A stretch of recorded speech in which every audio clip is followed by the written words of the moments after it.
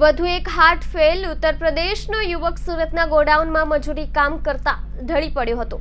બે સંતાનોએ પિતાની છત્રછાયા ગુમાવી। સુરતમાં સચિન વિસ્તારમાં ભંગારના ગોડાઉનમાં ટ્રક લોડિંગ સમયે 40 વર્ષીય યુવકની તબિયત લથડી હતી। યુવકની તબિયત લથડતા બેભાન થઈ ગયો હતો, તેથી હોસ્પિટલ લઈ જવાતા ડોક્ટરોએ યુવકને મૃત જાહેર કર્યો છે। સુરતના સચિન વિસ્તારમાં ભંગારના ગોડાઉનમાં ટ્રક લોડિંગ સમયે 40 વર્ષીય યુવકની તબિયત લથડી હતી। યુવકની તબિયત લથડતા બેભાન થઈ ગયો હતો, તેથી હોસ્પિટલ લઈ જવાતા ડોક્ટરોએ યુવકને મૃત જાહેર કર્યો છે। યુવકનું મૂળ વતન ઉત્તર પ્રદેશ છે, પરંતુ રોજીરોટી માટે છેલ્લા 10 વર્ષથી સુરતમાં એકલો રહેતો હતો।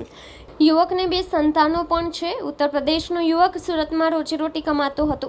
મળતી માહિતી મુજબ ઉત્તર પ્રદેશના વતની 40 વર્ષીય લાલચંદ સરોજ સુરતના ઉધના સંજયનગર પાસે રહીને ટ્રક લોડિંગની મજૂરી કામ કરતો હતો।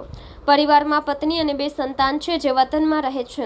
લાલચંદ છેલ્લા 10 વર્ષથી સુરતમાં એકલો રહેતો હતો। મજૂરી કામ કરીને પરિવારનું ગુજરાન ચલાવતો હતો। લાલચંદ સચિન વિસ્તારમાં ભંગારના ગોડાઉનમાં ટ્રક લોડિંગની કામગીરી કરી રહ્યો હતો। તે સમય દરમિયાન તેમની તબિયત લથડી હતી। મજૂરી સમયે લાલચંદ અચાનક બેભાન થઈ ગયા હતા, જેથી તેઓ તાત્કાલિક સારવાર અર્થે હોસ્પિટલ લઈ જવાયા હતા, જ્યાં તેઓને તબીબોએ તપાસીને મૃત જાહેર કર્યો છે। યુવકના મોતને લઈને પરિવાર શોકમાં ગરકાવ થઈ ગયો છે।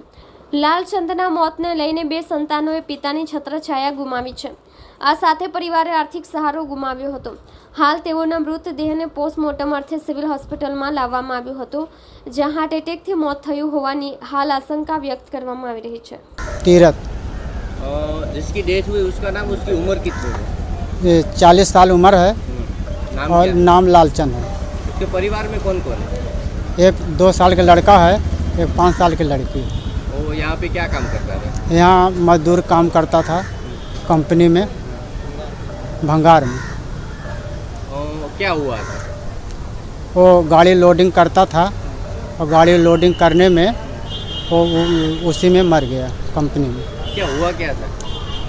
हुआ था क्या, वो गर्मी में कैसा क्या हुआ, और उसमें यही है कि मतलब उसको अचानक में आया, बस ऐसे ख़त्म हुआ। फिर अभी आपकी क्या मांग है?